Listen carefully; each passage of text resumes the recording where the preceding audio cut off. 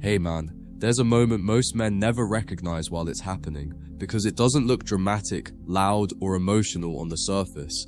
It looks quiet, almost empty. It's the moment when you stop reacting, when you stop explaining yourself, when you stop trying to correct the story, fix the misunderstanding, or defend your intentions. From the outside, nothing seems to be happening, but internally, something irreversible has already begun. The dynamic has shifted, not because you said something clever or asserted dominance, but because you removed yourself from the emotional exchange entirely. And when that happens, something starts building on the other side that no argument could ever produce. Guilt doesn't arrive through confrontation, it arrives through absence. Most men think guilt comes from being confronted with facts, exposed contradictions, or moral pressure. That's how men process responsibility. But emotional systems don't work that way. Guilt doesn't grow when you demand accountability. It grows when the external stabilizer disappears, when you were present, reacting, clarifying, reassuring, or even arguing. You unknowingly absorbed emotional tension on her behalf. You made it easier for her to move forward without fully processing what she was doing. Your engagement gave her something to lean against. The moment you step back, that support vanishes, and without it, unresolved emotions no longer have anywhere to go except inward. This is where silence becomes powerful, not as a strategy, but as a state of alignment. When you stop speaking, you stop participating in the emotional rewrite. You're no longer helping smooth over discomfort.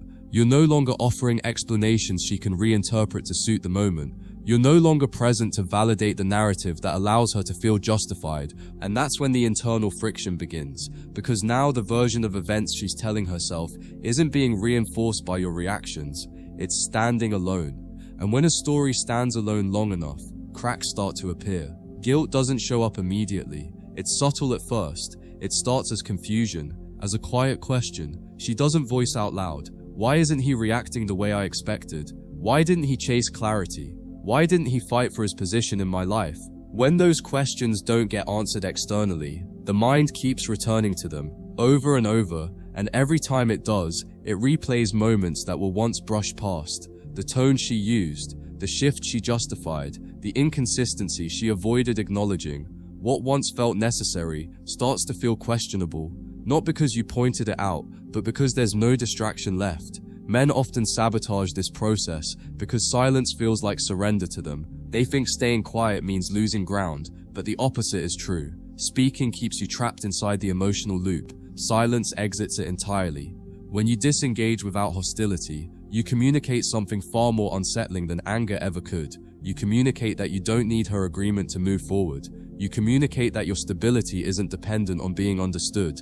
And that realization destabilizes her internal balance because it removes the assumption that you were emotionally anchored to her perception. This is when guilt starts to take shape, not as self-blame, but as unease, a sense that something wasn't handled cleanly, that something was left unresolved. And unresolved emotional tension doesn't fade with time, it intensifies. The mind searches for relief, but there's nothing external to resolve it against. No message to respond to, no explanation to reinterpret. No emotional display to react to, just a quiet awareness that you moved on without noise, and that quiet becomes loud in her internal world. What makes this so powerful is that you didn't punish her, you didn't accuse, you didn't withdraw affection dramatically, you simply stopped offering emotional availability. And when access disappears without explanation, the mind assumes significance. She may begin revisiting moments where she felt secure in your presence, not out of nostalgia, but out of comparison. The contrast between then and now highlights what was lost, not because you took it away, but because you no longer provided it freely. That contrast is where guilt sharpens, because it reframes the past without your involvement. At this stage, many men break. They feel the urge to check in, to clarify, to make sure they aren't misunderstood, but doing so collapses the entire process. The moment you re-enter emotionally, you absorb the tension again. You give her relief from having to confront it herself. Silence works because it forces ownership without accusation. It creates space where reflection becomes unavoidable. And reflection, when it happens naturally, carries far more weight than any forced conversation ever could. This isn't about waiting for regret or hoping for reconciliation. That mindset still centers your emotional state around her response. True silence isn't performative. It's final in its calm. It says, without words, that you've already accepted reality and adjusted accordingly. And that acceptance is what makes guilt heavy, because guilt thrives on contrast between what was possible and what now no longer is. You didn't threaten to leave, you didn't announce boundaries, you simply stopped participating in instability. And that choice quietly redefined the entire dynamic. When guilt builds this way, it doesn't explode outward, it settles inward. It becomes a background weight that colors future thoughts, future interactions, future comparisons. She may never articulate it clearly, she may never apologize, but internally, the awareness remains that she lost access to someone who didn't beg, didn't collapse, and didn't need closure to move forward. And that realization is far more crushing than anything you could have said, because it wasn't imposed, it was discovered. As time passes, the weight doesn't disappear, it reorganizes.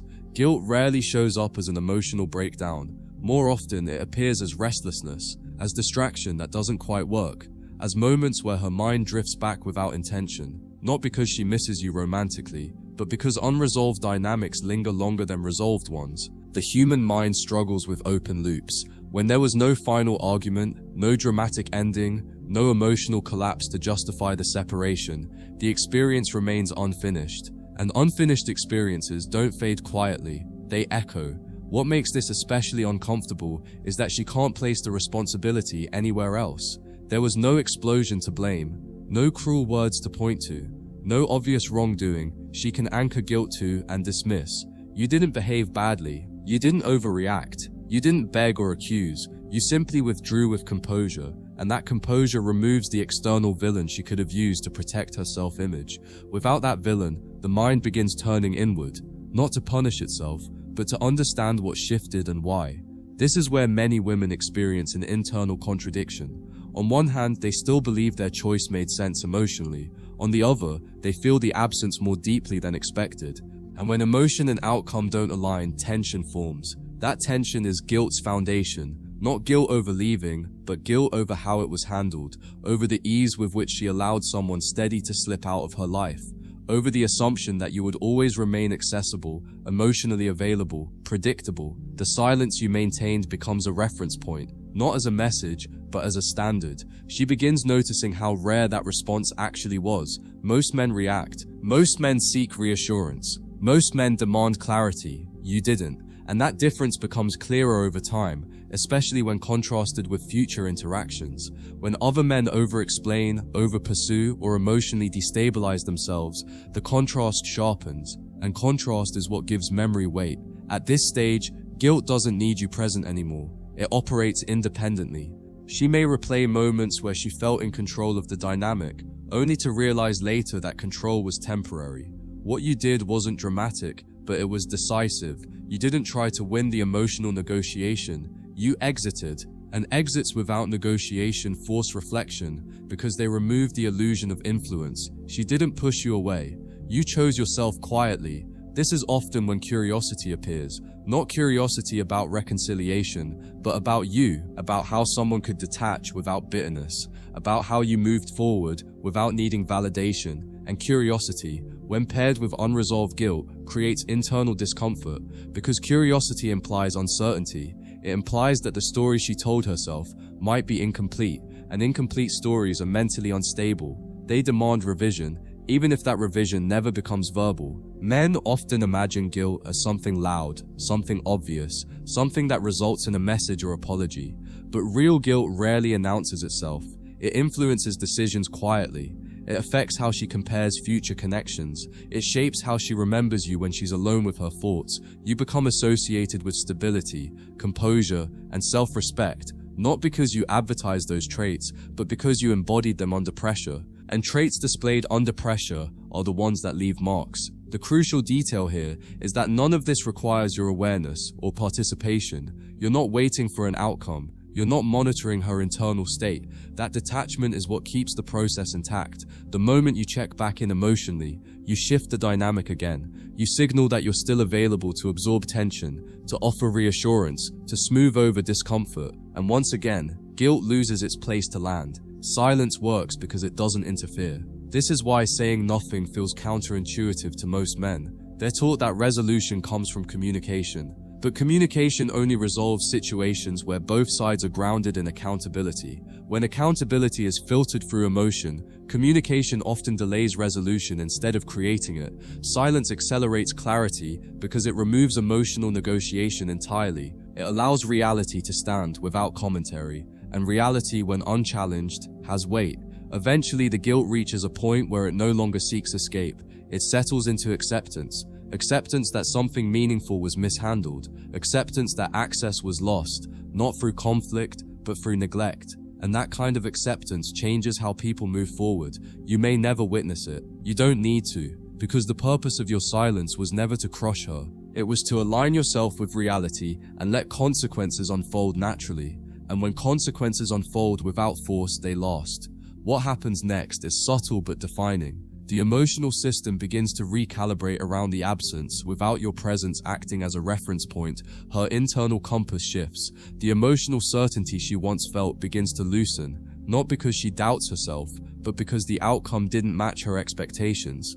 She assumed disengagement would provoke reaction. It didn't. And when expectation and reality diverge, the mind revisits its assumptions. That's when guilt evolves into something deeper: self-awareness. Self-awareness is uncomfortable because it removes the ability to externalize blame. There's no argument to revisit, no words to dissect, no emotional display to justify her direction. The simplicity of your withdrawal makes the situation impossible to dramatize. And without drama, there's no emotional release, just a quiet realization that choices have weight, even when they felt justified at the time. That weight doesn't scream, it presses. This pressure doesn't demand resolution the way anger does. It lingers. It colors perception. She may start noticing how often she leaned on your steadiness without fully respecting it. How easily she assumed your emotional availability was permanent. How quickly certainty turned into complacency. These realizations don't arrive as admissions of fault. They arrive as a shift in how she interprets her own behavior. Meanwhile, you're no longer part of the equation in real time. And that's critical. You're not reacting, correcting, or engaging. You've removed yourself from the emotional feedback loop. That removal forces the dynamic to collapse inward. There's no one left to stabilize the experience externally. And without external stabilization, unresolved emotions become heavier with time, not lighter. This is also where memory becomes selective. Moments that once felt ordinary begin to stand out. Your restraint, your consistency, the way you didn't escalate when things became uncertain. These details gain importance because they contrast with what came after. The mind doesn't miss what it didn't value, it misses what it misunderstood. And misunderstanding, once recognized, carries a quiet sense of loss. Men often assume silence means they've been forgotten, but forgetting requires closure, and closure requires emotional resolution. You didn't provide that. Not through conflict, not through reassurance, not through explanation. You allowed the experience to remain unfinished. And unfinished emotional experiences are the ones the mind returns to when it's searching for clarity.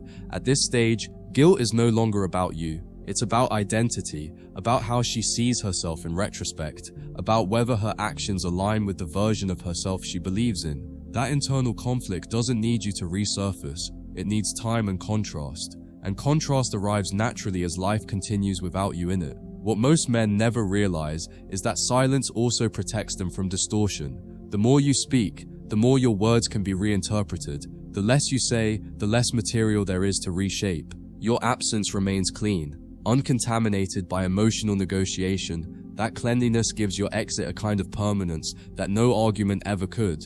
And permanence is what turns guilt into something lasting.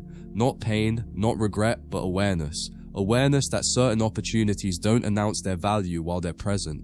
They reveal it only after they're gone. You didn't need to point that out. Your behavior demonstrated it without commentary. By this point, the dynamic has fully inverted. You're no longer positioned as someone who needs understanding. You've become someone whose absence carries meaning, and meaning formed without words is the hardest to escape because it wasn't imposed, it was arrived at alone. From here, the emotional landscape changes again, but this time it has nothing to do with reaction and everything to do with comparison. As new situations enter her life, they're unconsciously measured against the one that ended without chaos, not because it was perfect, but because it ended cleanly. There was no emotional debris to step around, no unresolved argument to blame, just a quiet absence that refuses to be simplified, and that refusal makes the memory heavier over time.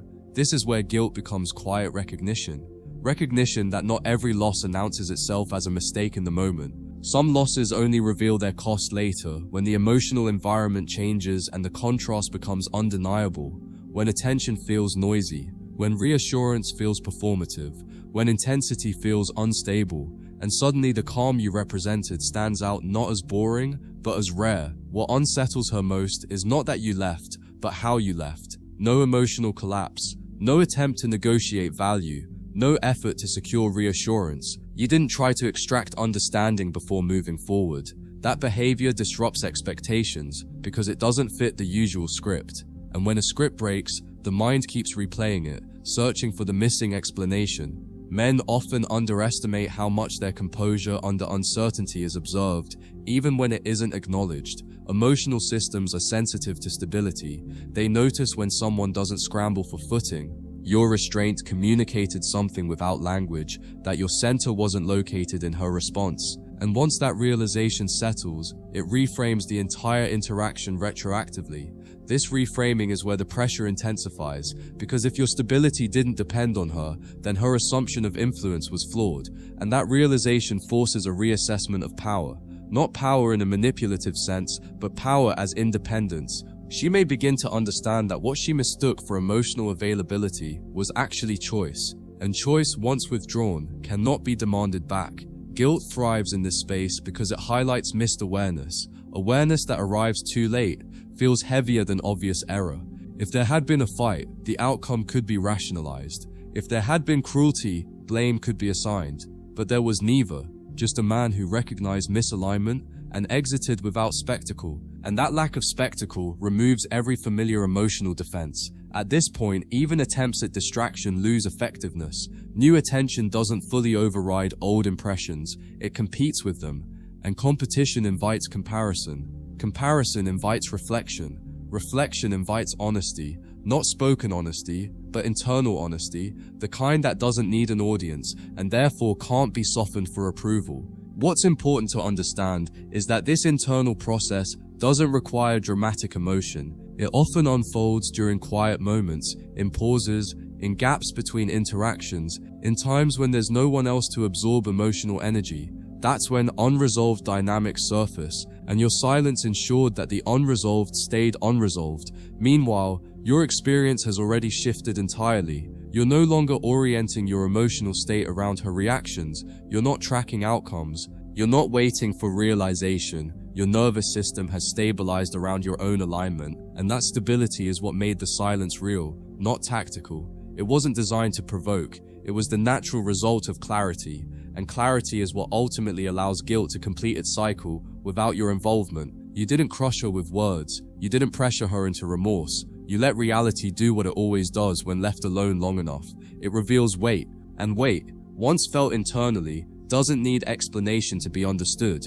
As this process matures, guilt stops being emotional noise and becomes informational. It no longer manifests as discomfort alone, but as insight about patterns that were previously invisible. She may begin to recognize how often she relied on emotional momentum rather than discernment, how certainty was assumed instead of verified, and how easily stability was mistaken for permanence. These realizations don't demand reconciliation, they simply reorganize understanding. What lingers most isn't longing, but contrast. The difference between someone who reacts and someone who doesn't. Between someone who negotiates meaning and someone who accepts reality without commentary. That contrast doesn't fade, because it isn't tied to emotion, it's tied to structure, and structure once seen can't be unseen.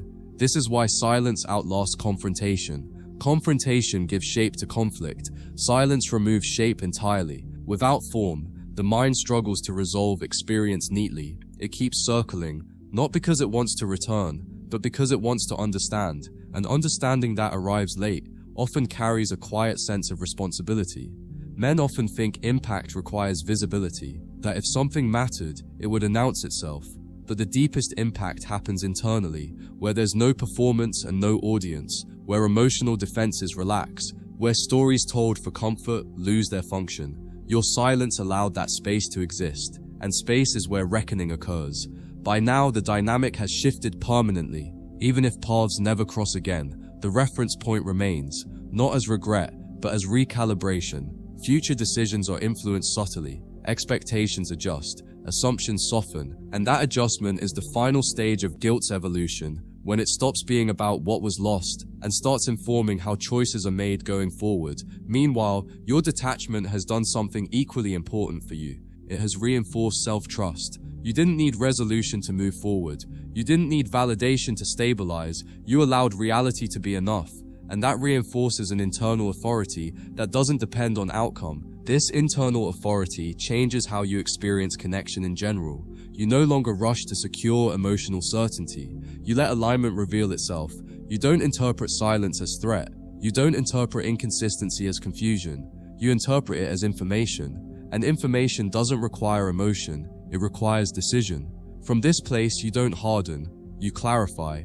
You remain open without being porous. You engage without overextending. You value presence without needing it to be permanent. And because of that, relationships stop feeling like emotional tests. They become environments you evaluate calmly. What once felt like betrayal now feels like early data. What once triggered anxiety now triggers assessment. And that shift marks the end of emotional vulnerability to instability. Not because you stopped caring, but because you stopped confusing care with attachment to outcome. This is the quiet resolution most men never reach. Not triumph, not vindication, just alignment. You didn't need to crush anyone. You didn't need silence to hurt. You needed silence to stop interfering with reality. And when you do that, everything finds its natural weight without force, without noise, and without you having to say a single word. From this point forward, something fundamental has shifted in how you relate to uncertainty. You no longer interpret emotional instability as a problem to be solved. You recognize it as a condition to be observed. That distinction alone changes everything. When instability appears, you don't rush toward it with explanations or patience. You allow it to show itself fully, and what shows itself fully reveals whether it's compatible with your life or not. This is where most men finally realize that peace doesn't come from controlling outcomes. It comes from removing yourself from situations that require constant emotional management. You're no longer trying to stabilize something that isn't stable by nature. You're no longer acting as the emotional anchor for someone else's uncertainty. And that release creates space where your energy stops leaking and starts consolidating. That consolidation changes how others perceive you, even when nothing about your behavior is overt. You speak less, you explain less, you react less, and that reduction isn't emptiness, it's density. When someone operates from density, every action carries weight. Every pause communicates confidence, and confidence that isn't announced is far more unsettling than confidence that demands recognition. This is also where you stop confusing emotional silence with emotional absence. You still feel, you still register attraction, disappointment, interest, and loss, but those feelings no longer dictate your behavior, they inform it. You don't suppress emotion, you place it in context, and context is what prevents emotion from hijacking decision-making. What's important here is that you didn't arrive at this state by hardening yourself. You arrived by trusting your perception. You noticed misalignment, you respected it, and instead of arguing with reality, you adjusted to it.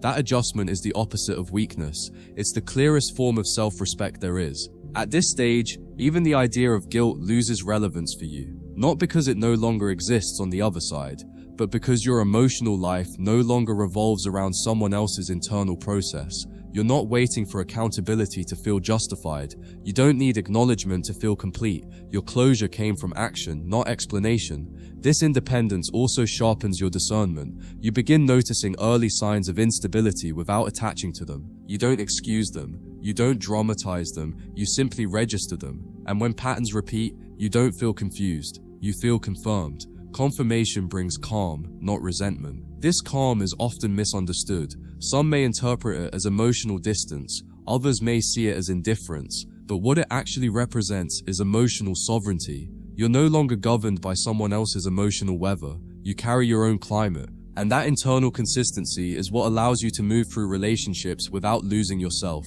From this place, silence isn't something you deploy, it's something that naturally exists when there's nothing left to negotiate.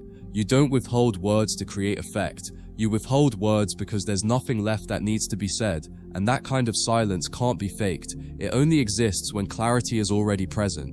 This is how the cycle truly ends, not with resolution delivered by the other person, not with remorse spoken aloud, but with your decision to stop participating in emotional instability altogether. Once you reach that point, guilt, confusion, and longing no longer have access to you. You've already moved forward, not loudly, not dramatically, but permanently. At this stage, your inner world begins to reorganize around a new reference point. You no longer ask yourself how something should have gone. You ask whether it was aligned while it was happening. That shift removes hindsight, regret entirely. You don't replay scenes searching for mistakes. You review patterns to confirm decisions. And confirmation brings a kind of quiet confidence that doesn't need reinforcement. This confidence isn't loud or expressive. It doesn't seek admiration. It settles into your posture, your timing, your responses. You become slower to speak, quicker to act, and more selective about where you place emotional energy. Not because you're guarded, but because you've learned the cost of misallocation. Energy, once wasted, creates fatigue. Energy once protected, creates momentum. What surprises most men is how little effort this new way of being requires. There's no discipline involved, no constant self-control. You're not resisting urges, you're simply no longer pulled in the same directions. The hooks that once caught you, mixed signals, emotional ambiguity, inconsistent reassurance, no longer register as invitations. They register as noise, and noise is easy to ignore once you recognize it for what it is. This is also when your tolerance for emotional chaos drops sharply, not because you've become intolerant, but because your nervous system has recalibrated. What once felt exciting now feels draining.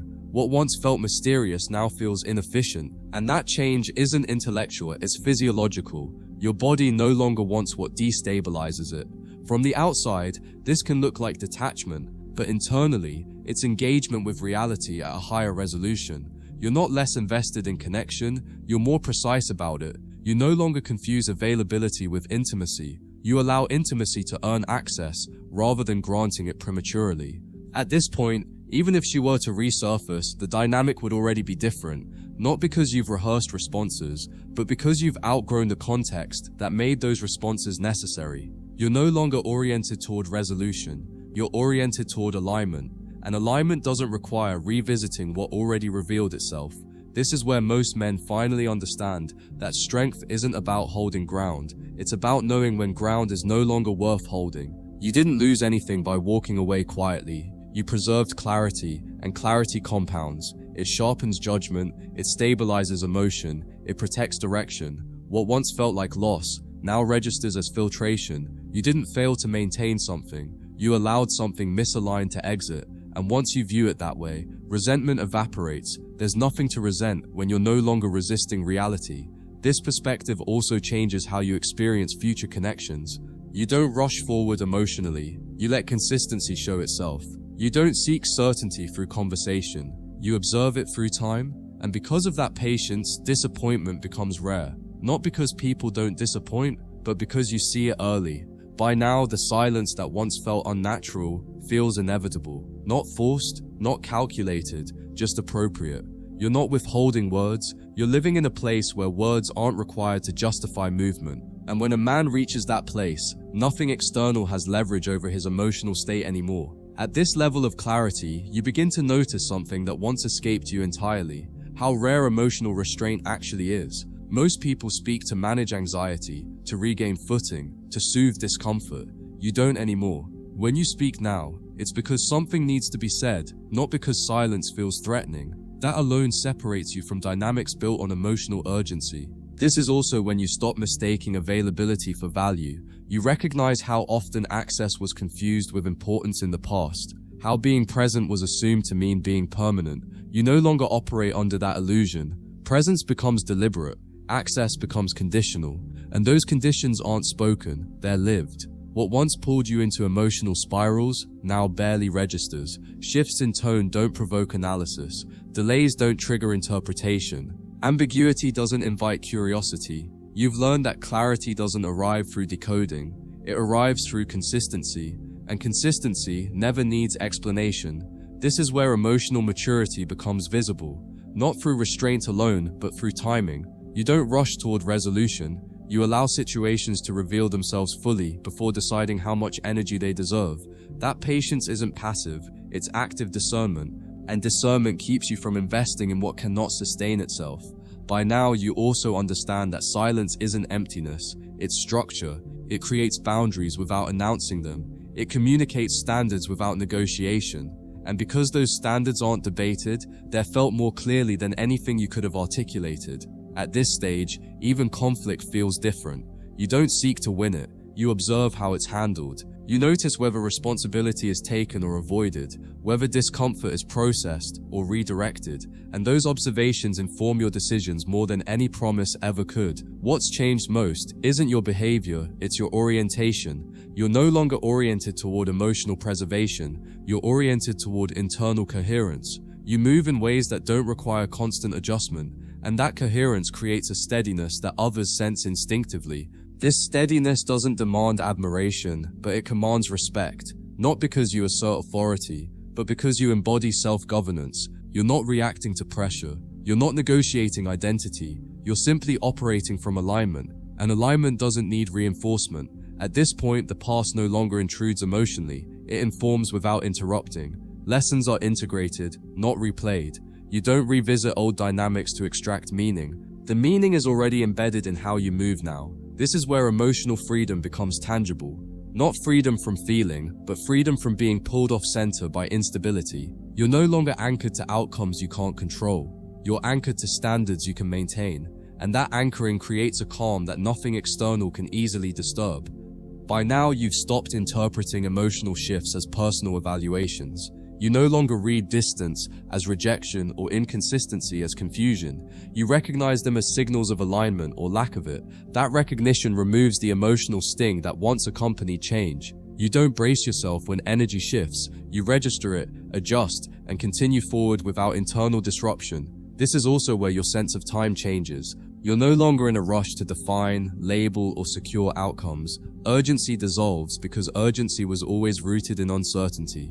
When you trust your ability to walk away cleanly, there's nothing left to hurry toward. You let situations breathe, and what can't survive oxygen reveals itself quickly. What many men never experience is how liberating it feels to stop negotiating your emotional boundaries internally.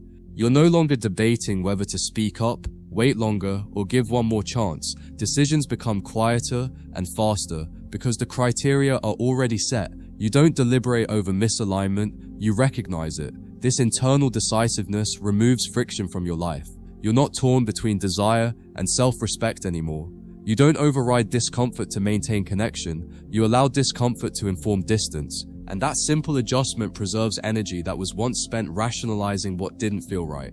At this point, even the idea of being misunderstood loses importance. You're no longer invested in managing perceptions. You don't need your intentions validated to proceed. You know what you offered. You know how you showed up. And that self-knowledge removes the impulse to explain. This is where emotional autonomy becomes unmistakable. You don't attach meaning to silence from others. You don't assign stories to gaps. You don't fill in blanks to soothe uncertainty. You allow absence to be what it is, and in doing so, you stop manufacturing emotional tension where none is required. Your relationships now operate on a different rhythm. They're slower, steadier, and less dramatic. Not because passion is gone, but because instability no longer masquerades as depth. You're drawn to what remains consistent without effort, and what requires effort just to feel secure no longer appeals to you. This shift also affects how you handle endings. They no longer feel like failures, they feel like conclusions that arrived on time. You don't extract lessons forcefully, you absorb them naturally. And because of that, endings don't follow you forward emotionally. They stay where they belong, in the past. At this level, even guilt on the other side becomes irrelevant to your experience. Whether it exists or not, changes nothing about how you move. You didn't detach to cause impact, you detached to preserve alignment. And alignment doesn't look backward for confirmation. This is the final stage most men never articulate. When you stop reacting, stop explaining, and stop needing emotional resolution, life simplifies, not because people become predictable, but because you do. You know how you respond to instability now, and that knowledge ends confusion permanently, without confrontation, without bitterness, and without saying a single word. From here, nothing needs to be protected anymore. You're not guarding against loss, misunderstanding, or disappointment. Those things no longer threaten your center. You've already accepted that alignment is temporary, unless reinforced by consistency, and acceptance removes fear at the root. You don't tense when situations shift. You let them show you exactly what they are. This is where emotional maturity stops being something you practice and becomes something you inhabit. You're not monitoring yourself for mistakes. You're not correcting impulses. Your responses are clean because they come from clarity, not restraint. There's no internal conflict between what you feel and how you act. They're finally aligned. At this stage, even attraction feels different. You're drawn less to intensity and more to coherence, less to excitement and more to steadiness. Not because excitement vanished, but because you've learned how quickly excitement can destabilize when it isn't grounded. What holds your attention now is what remains intact over time. You also stop confusing effort with value. You don't admire what requires constant emotional input to sustain itself. You admire what functions naturally, what doesn't need management, what doesn't collapse under silence. And this preference reshapes your choices without conscious calculation. What once would have triggered anxiety now barely registers. You don't brace for disappointment, you don't prepare defenses. You let reality arrive unfiltered, and when it does, you meet it without resistance. Resistance was what exhausted you before. Its absence is what creates peace now. This is why nothing needs to be said in the end. Words would only dilute what is already resolved internally. You don't announce closure, you embody it. You don't declare boundaries, you live within them. And that quiet embodiment carries more authority than explanation ever could. At this point, the idea of guilt on the other side becomes almost irrelevant, not because it doesn't exist, but because your life no longer orbits unresolved dynamics. You're not waiting for understanding, you're not waiting for acknowledgement. You've already moved forward in a way that doesn't require either. What remains is a sense of internal steadiness that doesn't fluctuate with external change. You don't gain confidence from approval or lose it from withdrawal. Your orientation is inward now, and that inward orientation is what makes you difficult to destabilize, not because you're closed, but because you're complete. This is where the misunderstanding finally ends. You weren't ignored, you weren't dismissed, you weren't defeated, you simply stopped participating in emotional instability. And once you stop participating, the cycle has nowhere to continue, it collapses on its own. So the silence wasn't about crushing anyone. It was about letting reality stand without interference, and when reality stands long enough, it reveals truth without force. You didn't need to say anything, you didn't need to prove anything, you just needed to step out of the noise, and in that stillness, everything found its rightful weight.